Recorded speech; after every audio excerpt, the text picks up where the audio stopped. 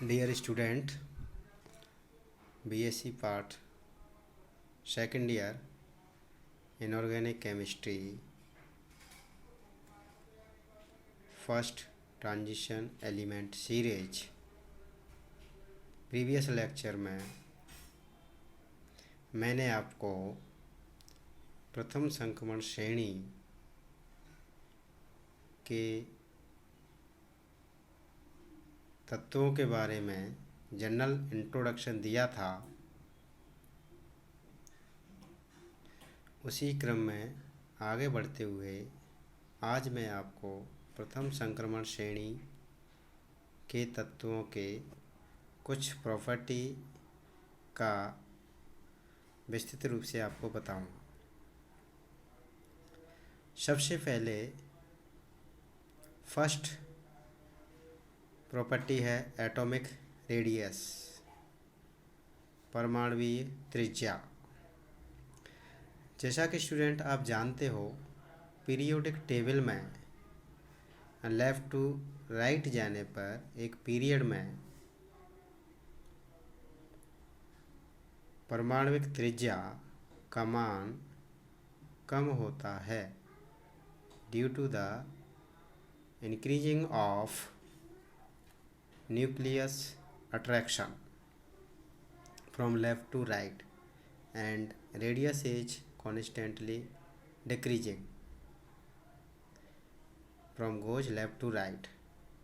But in the case of 3D series, student, 3D series is start from scandium and end up zinc atom. तो student, जैसे ही हम scandium से zinc तक जाते हैं तो इन संक्रमण तत्वों की परमाणुविक त्रिज्या स्टार्टिंग में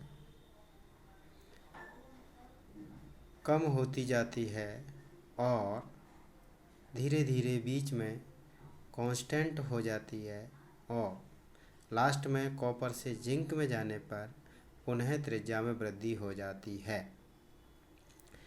इस प्रक्रिया को कंसेप्ट को एक कर्व के द्वारा दर्शाया गया है, जिसमें रेडियस वर्सेस एटॉमिक नंबर में एक कर्व खींचा गया है जो कि स्कैंडियम से स्टार्ट होके और कॉपर पे एंड हो रहा है 3D सीरीज के लिए। तो कर्व के द्वारा इन transition series atomic radius decreases slowly when we move from left to right in the last of series, then it becomes constant and increases at the end. शुरू में त्रिज्याएं कम होने लगती है, बीच में कांस्टेंट हो जाती है और लास्ट में पुनः बढ़ने लगती है। इसका रीज़न ये है बच्चों कि ट्रांजिशन एलिमेंट में मान के चलो हम इसका एक एटम का डायग्राम बनाएं। सेंटर में न्यूक्लियस होता है, उसके बाद ऑर्बिट्स होती हैं जिनमें इलेक्ट्रॉन चक्कर लगाते हैं। बट संक्रमण तत्वों के केस में क्या होता है कि जो आने वाला इलेक्ट्रॉन है वो n-1d सब सेल में प्रवेश करता है, ना कि आउटर मोस्ट सेल में 4s में। इसलिए जो आने वाला इलेक्ट्रॉन जब n-1d सब सेल में प्रवेश करेगा तो वो बाह्यतम कक्षा के इलेक्ट्रॉनों पर रिपल्सन फोर्स लगाएगा और नाभिक के आकर्षण बल को बाह्यतम कक्षा के इलेक्ट्रॉन पर कम कर देगा। शुरू में बच्चों होता क्या है कि नाभिक का आकर्षण बल और दूसरा है रिपल्शन। तो स्टार्टिंग में नाभिक का आकर्षण बल ज़्यादा रहता है, कम रहता है कंपैरिजन टू रिपल्सन, तो त्रिज्या ज़्यादा होती है। लेकिन जैसे जैसे लेफ़्ट टू राइट जाएंगे तो रिपल्सन का मान बढ़ता जाएगा और त्रिज्या धीरे धीरे कम होती जाएगी। बीच में जाके अट्रैक्शन फोर्स और रिपल्सन फोर्स दोनों एक दूसरे को बैलेंस कर देते हैं और त्रिज्या लगभग समान हो जाती है। लास्ट में रिपल्सन फोर्स का मान अट्रैक्शन फोर्स के मान से ज़्यादा हो जाता है और त्रिज्या का मान पुनः बढ़ने लगता है।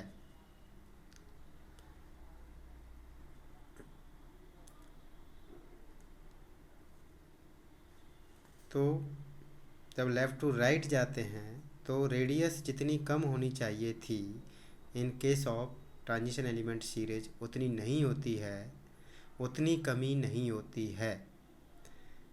Slow decrement is slow when we are moving from left to right.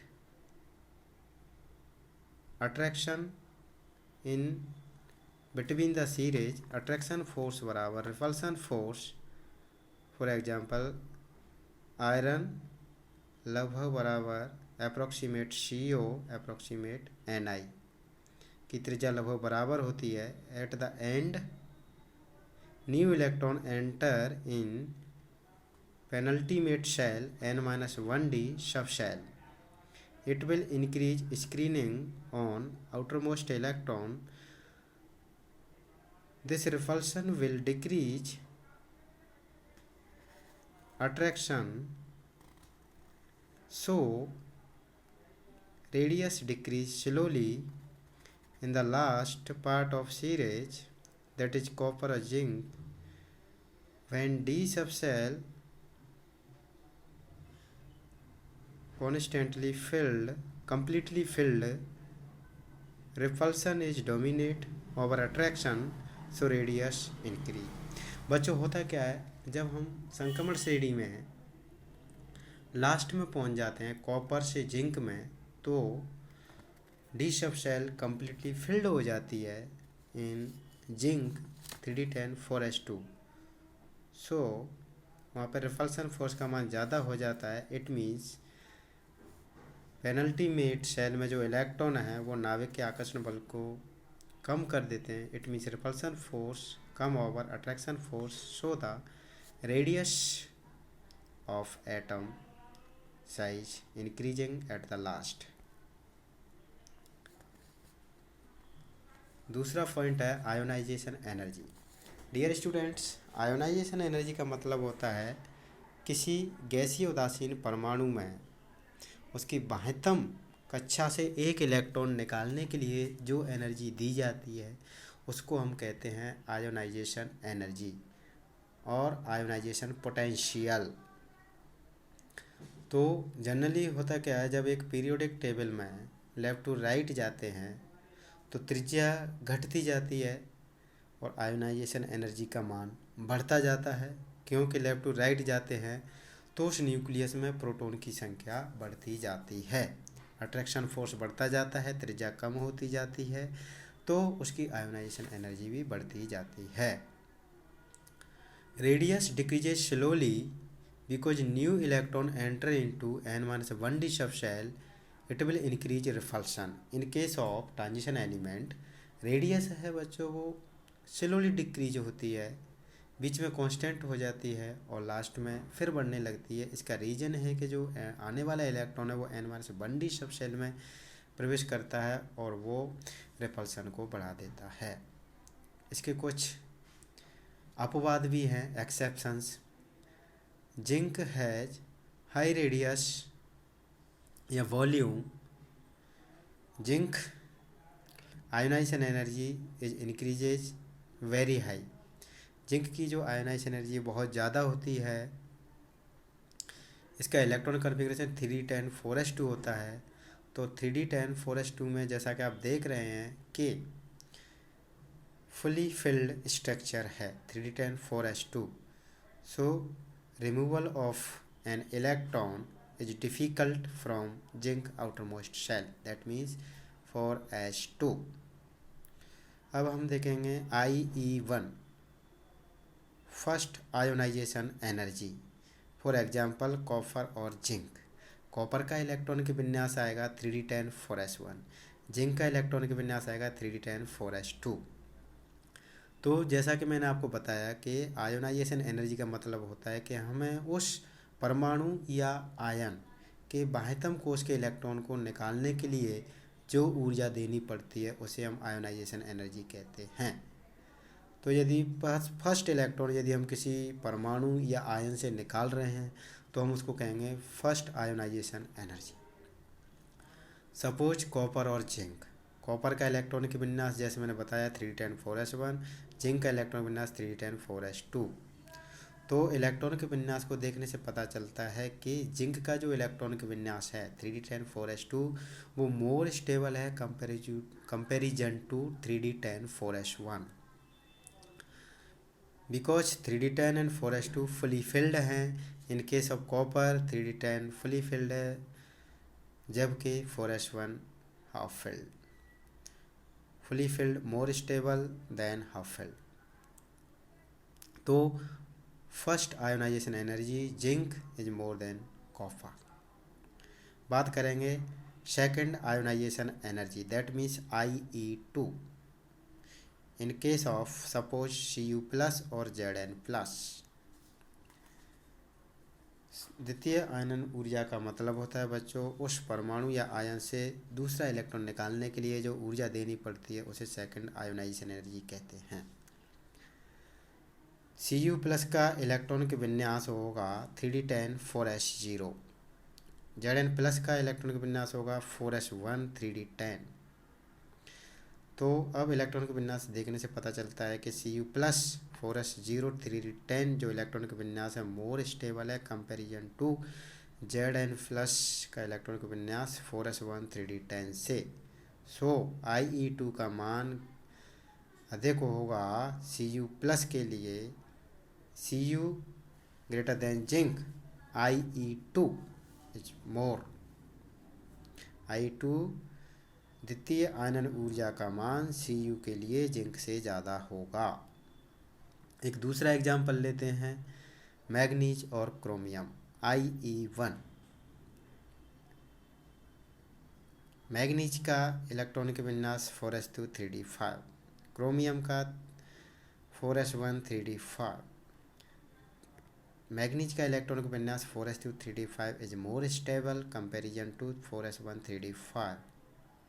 सो प्रथम आयनन ऊर्जा अधिक होगी मैग्नीज के लिए कंपैरिजन टू क्रोमियम, और द्वितीय आयनन ऊर्जा ठीक उल्टी हो जाएगी क्योंकि मैग्नीज का इलेक्ट्रॉनिक विन्यास 3d5 4s1 हो जाएगा, क्रोमियम का 3d5 4s0 हो जाएगा। 3d5 4s0 is more stable comparison to 3d5 4s1। So manganese की द्वितीय आयनन ऊर्जा अधिक हो जाएगी क्रोमियम की द्वितीय आयनन ऊर्जा अधिक हो जाएगी comparison to manganese. Thank you dear student. आगे का प्रॉपर्टी हम नेक्स्ट वीडियो में डिस्कस करेंगे। Thank you very much.